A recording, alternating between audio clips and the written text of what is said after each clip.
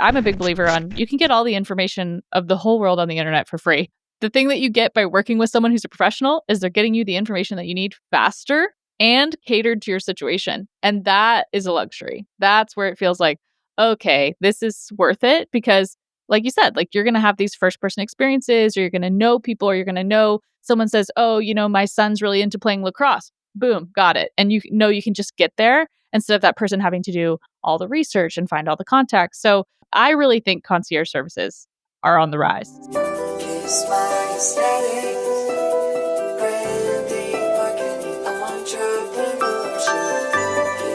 Greetings and welcome back to the Kiss My Aesthetic podcast. I'm so excited to have our guest on today. Welcome to the podcast, Christina. Thank you. I'm happy to be here. This is going to be really fun because we actually got to meet each other in person first in Milwaukee. But for everyone who doesn't know you, can you tell us who you are, what you do or are going to be doing, and who you help? Yes, absolutely. My name is Christina Novak. I live in Milwaukee, Wisconsin, and I just recently joined the Falk Ruvin Gallagher team as their sports and executive concierge. So my role with them will be to help get newcomers to Milwaukee, likely athletes and executives, and their families connected and plugged in here in Milwaukee to make their transition seamless. And you have such an interesting backstory that got you to here. You've got a history in real estate, obviously history with sports. Let's kind of take it back to the beginning. Tell us your story and how Milwaukee became that spot for you that's like really like, oh, this is truly home. So I met my husband at Marquette University, where we both attended. And after we graduated, he was drafted to the NBA, where we went to 9 different teams in 11 years. So 9 cities in 11 years. We moved all of those places. It was something unexpected for me. I always thought I would go to Marquette, move back to the city of Chicago, which was where I was from, and probably move to the burbs at some point and start a family. Instead, we took a tour of the United States and checked out all sorts of cities and ultimately decided that Milwaukee was going to be home for us. We love our Midwest values. We love how people are so welcoming here, especially in Milwaukee. And of course, our Marquette ties are very strong here. So we ultimately made this home. Yeah, that's a lot of zip-zopping around. I moved a ton as a kid because my parents are interior design and remodel. And so they would like move, flip a house, move, flip a house, move, flip a house. But they were very adamant about kind of like keeping us in the same school district and making sure we could do the same sports and that we weren't having to, even though our homes were changing, like we weren't necessarily like uprooting our lives. So tell us a little bit about those transition of some of those different cities that you lived in. I've got to imagine like starting from zero is super stressful. It was a little bit stressful. It was a little bit easier before we had kids. Once we had kids, it did become a little bit more complicated with schools and things like that. I was the opposite of you. I was born and raised in the same home until I went to college. Wow. So I never moved. I was in the same city, same schools, all of the things for my whole entire life. So this was very new to me. I do have to say, moving into a new city and having a team to welcome you in is slightly more helpful than just moving in blindly and not knowing anyone. Sure. So we did have that sense of community initially, but with anything, sometimes you get along with people and connect better than others. So that didn't guarantee that I was going to have a best friend right away when we moved to those cities, or that the player development person was going to say, this is the neighborhood you need to live in, and this is where everyone lives, and this will be perfect. We typically chose a different neighborhood than was suggested to us. We like to be closer to the city. We like, things that are walking distance. We don't like the big subdivision feel. Privacy was important to us, but not our number one. So I think each person is different, whether you're moving for a corporate job or you're moving for a sports team. It's not just a one size fits all. I think that everyone, has different things that are important to them. And I would say navigating that and figuring out what was the right neighborhood for us at what specific time in our life, and we needed to do it very quickly, was one of the toughest things. And that's what I'm hoping to help with here at FRG. Absolutely. I think the FRG team is really skilled at this, right? So I was able to come visit. We just recorded a whole episode about what it's like to do a client on-site visit because I've really been like, wow, I got such a download just being in person of the variety and like the breadth of everything that they service, like from downtown condos to now all the way out to Lake Country to Lakeshore Drive. Like there's just so much variety, I feel like, of each different little neighborhood of Milwaukee. But I've got to imagine, to your point, like, I think all of us are now at this place where it's like we're not doing what our parents did or grandparents did of like buying one house and staying there for forever. But like you are looking and seeking out that, like, where's the coffee shop that I could walk to? And is this close to a park? And talk to us about how even like kids changed the picture for you in that way. Oh, absolutely. So, I think that, the things that you take for granted when you live in a neighborhood and, you've been there, I think 2 years. 2 years is the amount of Yeah. time that I think it really takes to figure things out. Like what grocery store is better for produce and where you buy your meat or your fish, or what school or daycare is, reputable, or what gym offers, great Pilates classes. Right. I think you take that for granted when you live in a place for a long time. And I think I had the opportunity to have my eyes opened moving 9 times in 11 years. Sometimes we were only in a city for half of the season. So that could have been Crazy. 4 months, 5 months at most. And the longest we were ever somewhere was 2 years.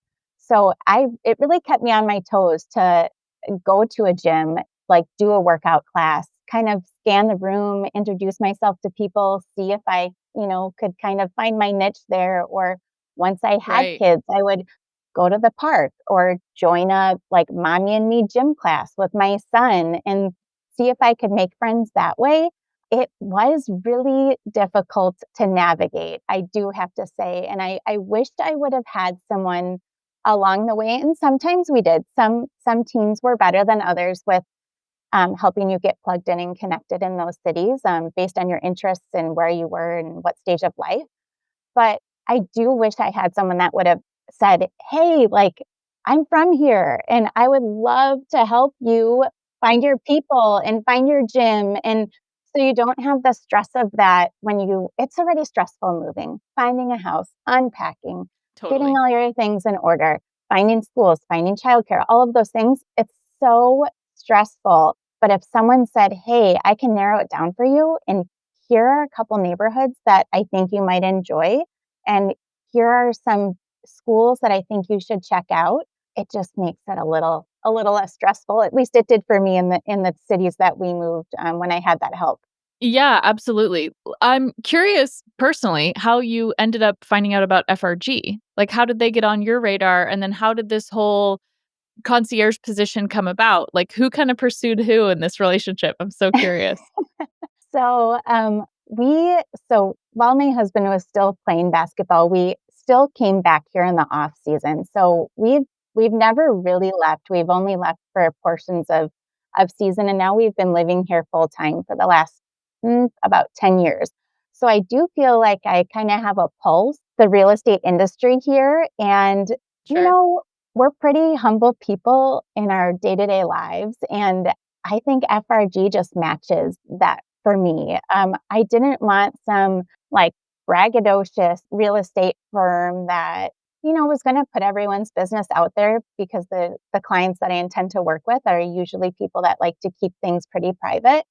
And I also think that they're a legacy firm. They're a legacy brand. Katie Falk has been in this business for I don't even know how long. And so much of the business there is repeat and referral business. And I think that has a lot to say about the firm that they are, and matches kind of who I want to associate myself with. I would like to be more the fly under the radar concierge that just kind of behind the scenes gets everything done.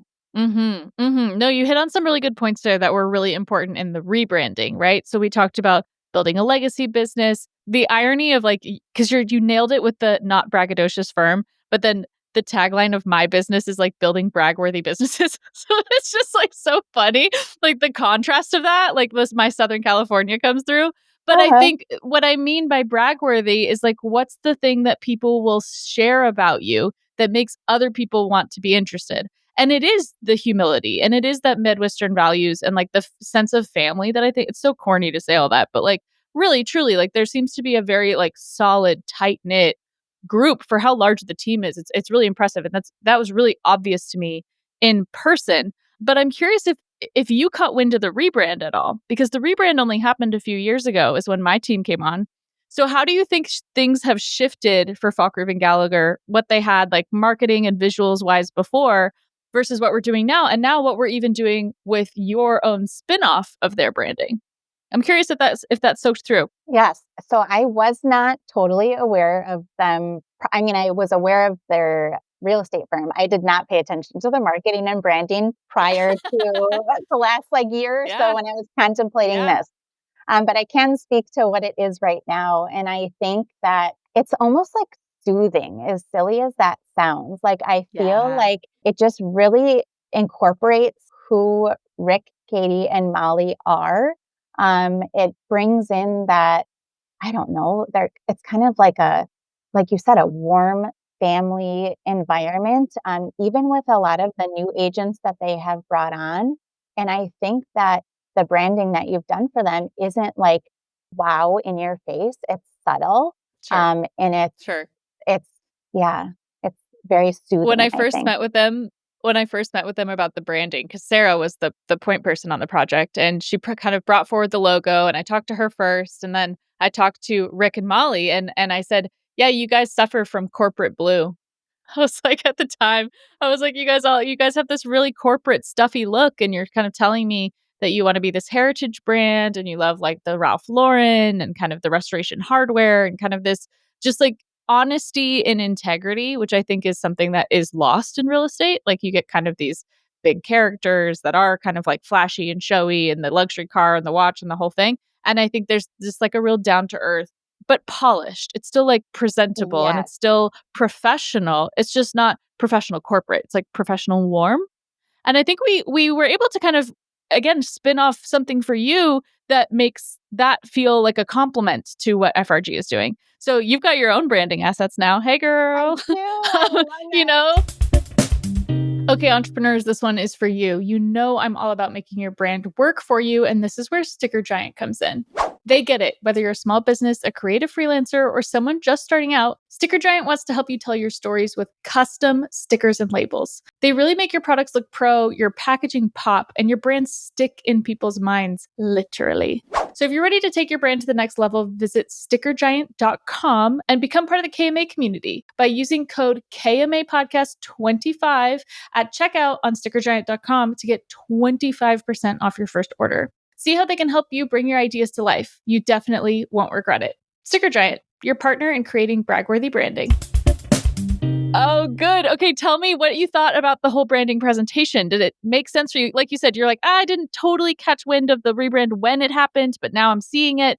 Being on the receiving end of getting a design presentation, like a lot of our clients, what was that experience like? Oh, I loved it. I love the colors that you chose. I love that everything mimics the FRG brand, but is not the exact same. I definitely have my own brand. I think it complements me and who I am, a little bit understated at times. And I love neutrals and like an organic vibe. And I think you nailed it, Michelle. Thank you.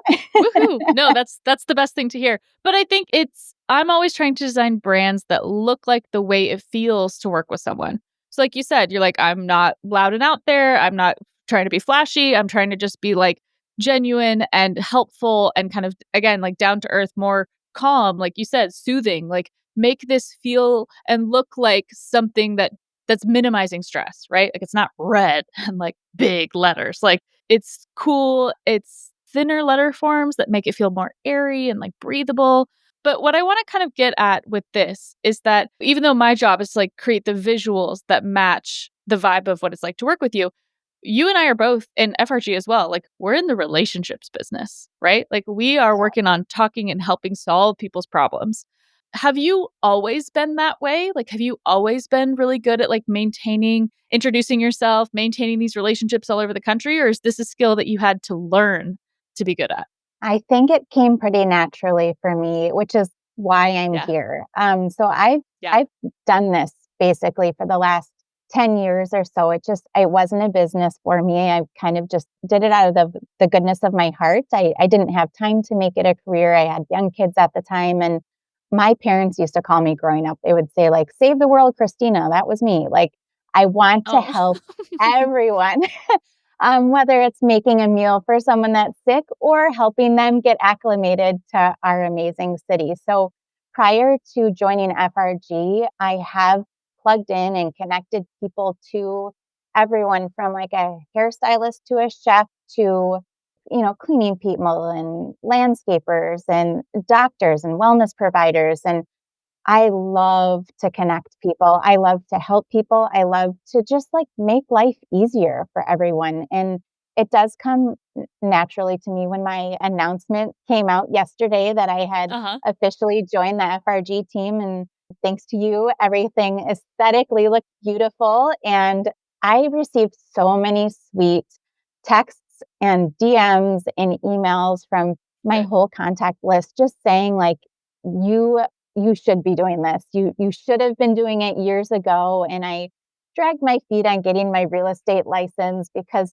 it just never seemed to be Sure. the right time. And I finally buckled down and did it. And I'm so glad that I did. And I think the timing is right. And I think I'll just continue with the relationships that I've already built and hopefully connect people to people that I know and love. And hopefully they'll love Milwaukee as much as I do. Because I was a Chicago girl that went to Marquette that said, I will Yeah. never, ever live in the state of Wisconsin. Oh, Wisconsin.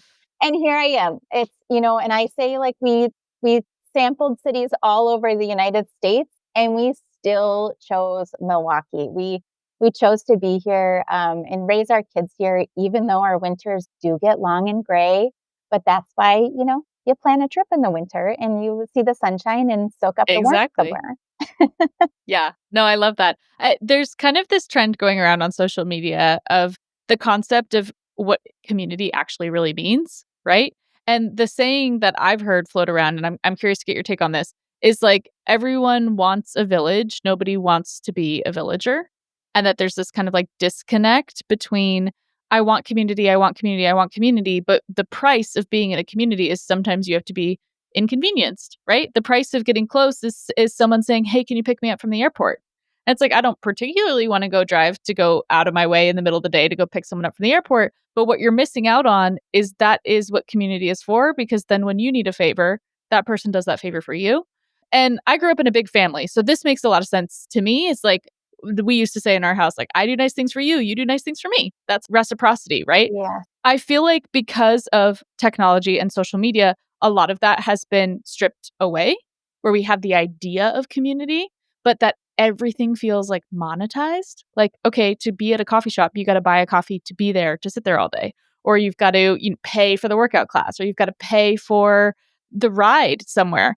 Where do you stand on kind of the like what makes being a good community member besides just wanting to do things because you genuinely enjoy it? But have you noticed in the last few decades like a shift? And where do you think we could go to kind of bring that community feeling back?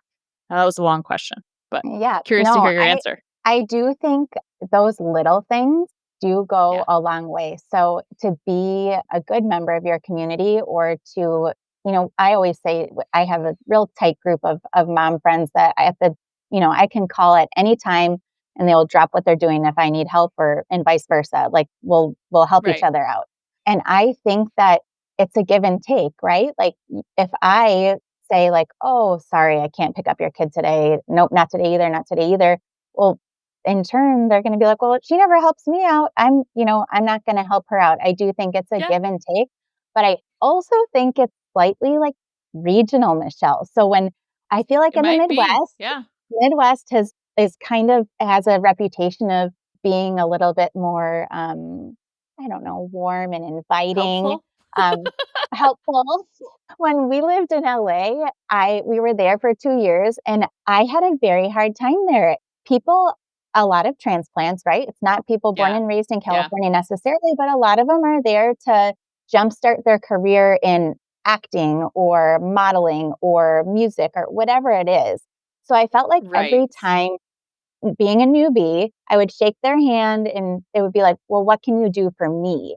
Like, no, that's not a, I felt like it rubbed me the wrong way. And I feel like in order to build a great community or be a great villager, you need to say, like, what can I do for you? And that's what I feel. I think a part of too what I'm hoping to do for newcomers to Milwaukee is provide them that sense of community. So you're plopped down in the city that you've likely never been. In the sports industry, you're probably not going to be here for very long, maybe a year, maybe five Yeah. years, but you're probably not here for forever. So if I can surround you with the right people so that you can have that village right away, I think that one, you'll like our city better, and two, you'll just be a little bit less stressed with that move.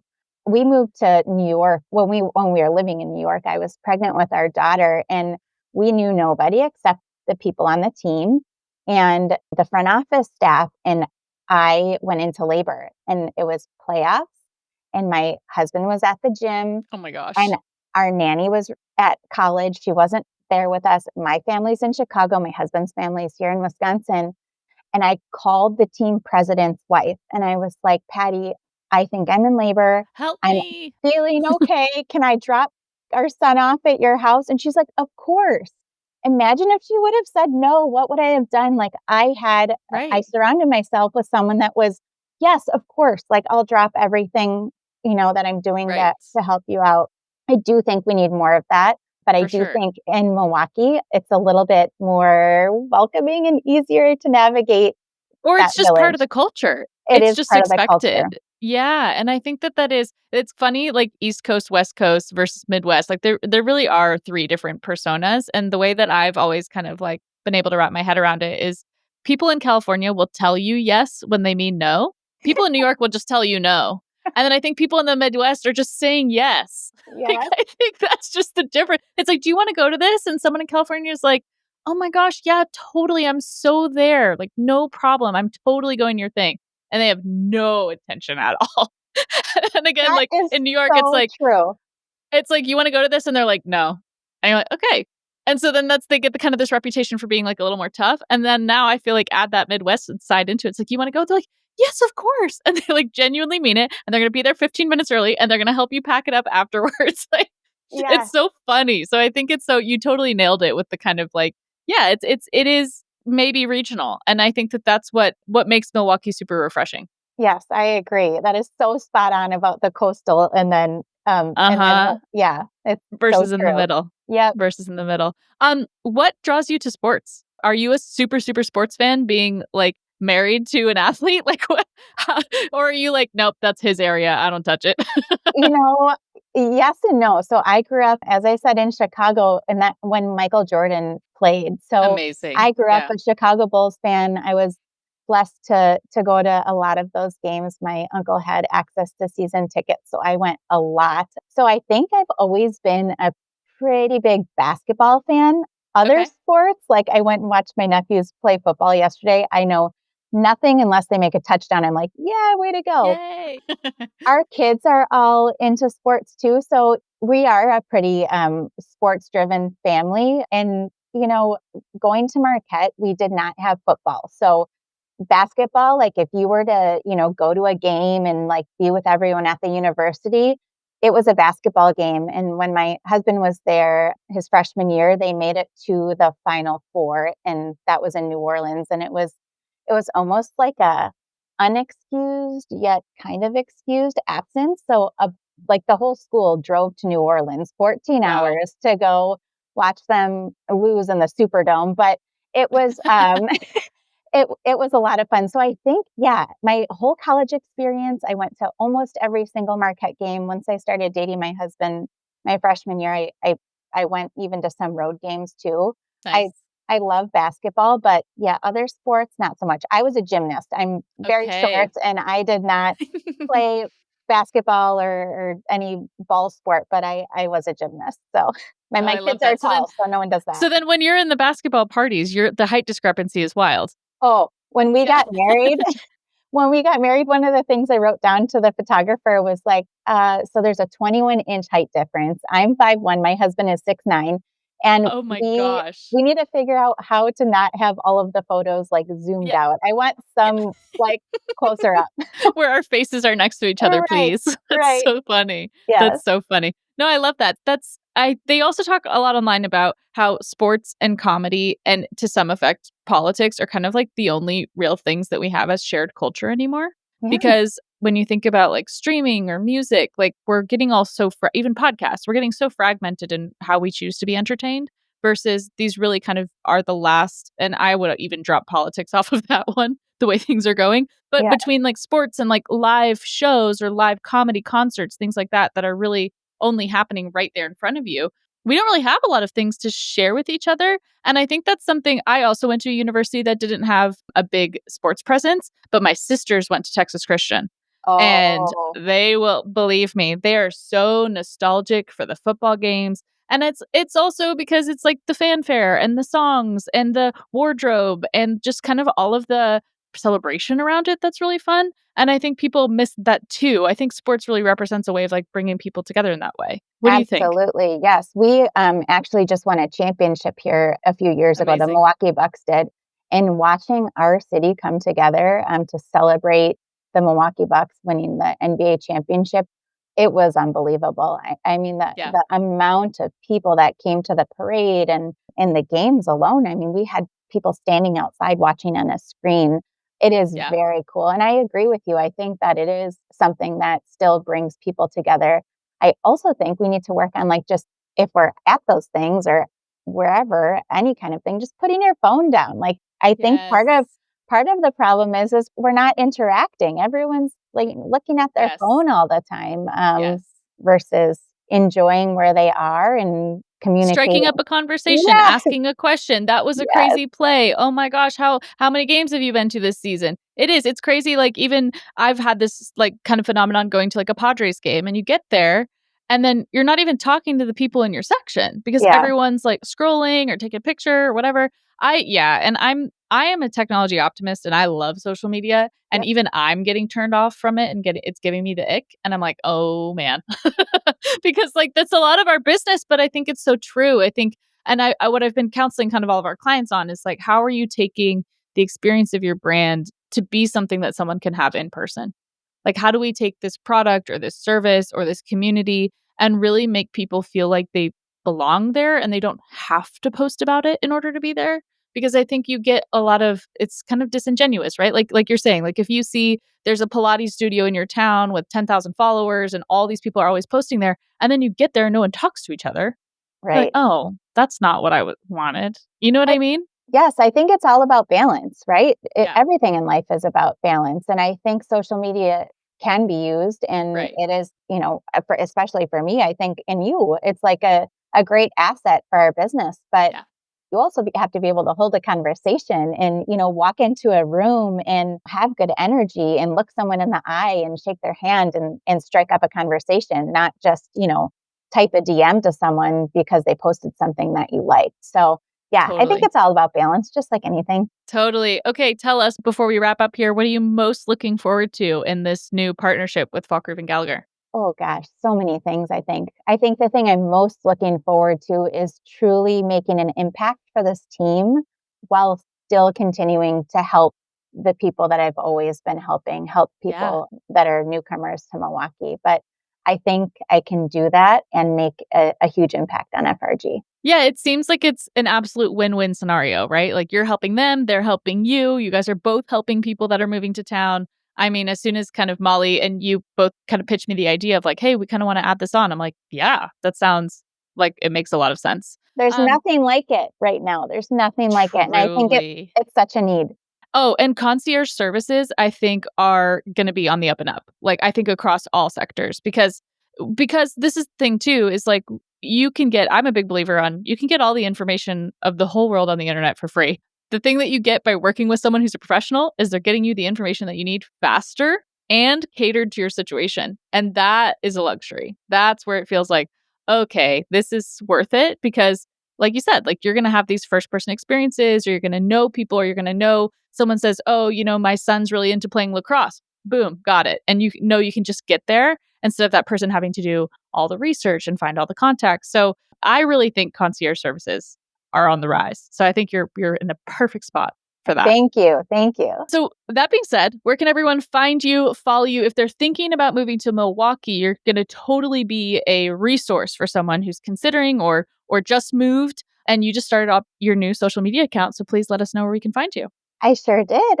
You can find me on Instagram at Christina Novak Concierge, or you can email me at Christina@thefrgteam.com. Lovely. Well, thanks everyone for listening. This was fabulous, Christina. Thank you so much for your time. Of course, if you love the episode, please send it to someone. If you know someone moving to Milwaukee, please send them the episode, share it, send it to a friend, save it, listen to it again, come back, find us on YouTube. I really, I've been doing this podcast for 5 years and I've never been able to create an outro that's succinct. And it always ends up me just doing this. But here it is. People who listen to the show, they know what that's about. All that to say, thank you, Christina, so much for your time. And thanks so much, everyone, for listening. Thank you, Michelle. See you later. Bye. Bye.